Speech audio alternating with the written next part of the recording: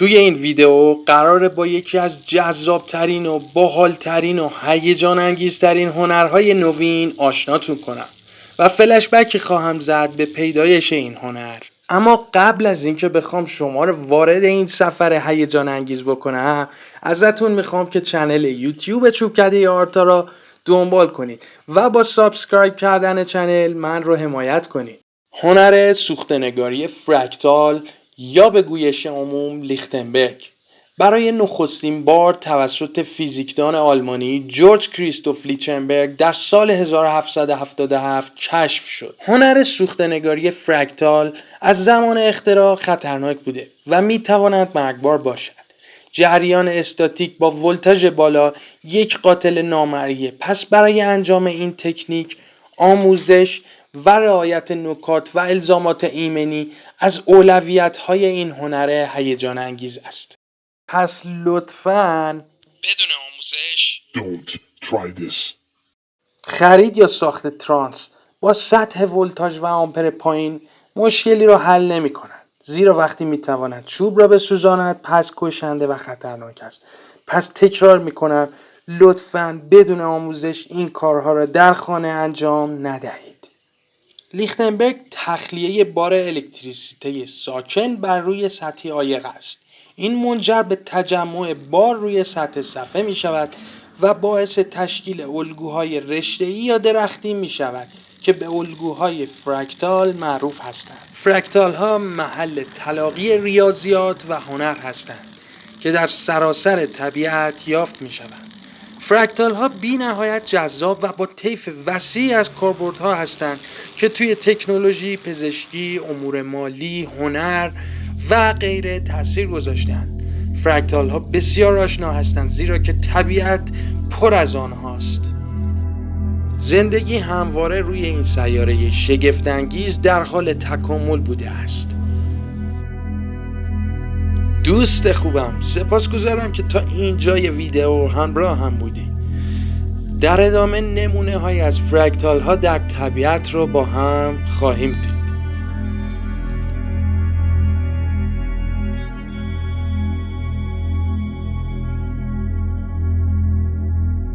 سرخس طبیعی که الگوی فرکتالی مشابه خود را به نمایش می‌گذارد. مارپیچ گیاهی با الگوی کلاسیک فیبوناچی، شاخه‌های درختان، خط ساحلی، دانه برف، رعد و برق و بیشمار مواردی که ما در کنار آنها زندگی می‌کنیم و به آنها هیچ توجهی نمی‌کنیم.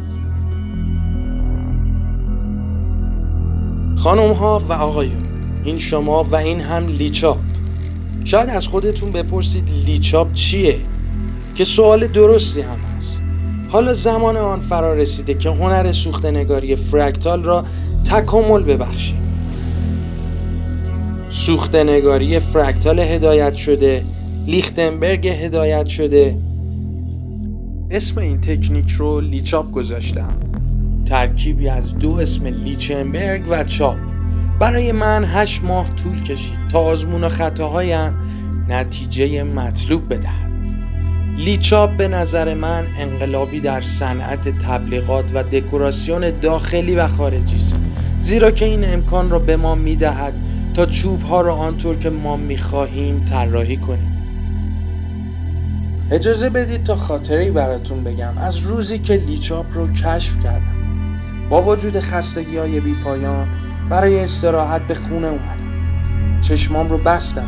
هنگامی که از خوابیدنم آگاه شدم، هنر فرکتال آغاز شد روی پرده نمایش ذهنم و به صورت افسار گسیخته‌ای شروع شد و همینطور پشت سر هم ادامه پیدا کرد. برای من لحظه‌ای خاص و به معنای واقعی جادویی بود. تک تک طرح‌هایی که قرار روی چوب بزنم رو در اون خواب من دیدم. و حالا فرصتی ایجاد شده برای بهره برداری از هنر سوخته‌نگاری فرکتال. هنر من دارای یک امضای منحصر به فرد و من واقعا خوشحالم که تونستم چیزی رو به وجود بیارم که تا قبل از این وجود نداشته، حداقل نه به این شکل.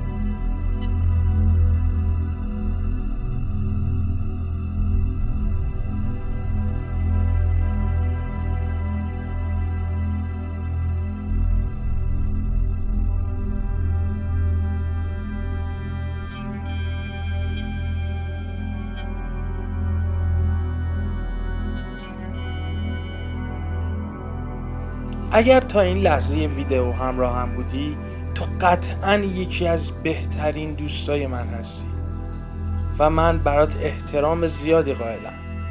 اگر احساس میکنی که مفید بوده و دوست داشتی، میتونی این ویدیو رو برای دوستات بفرستی.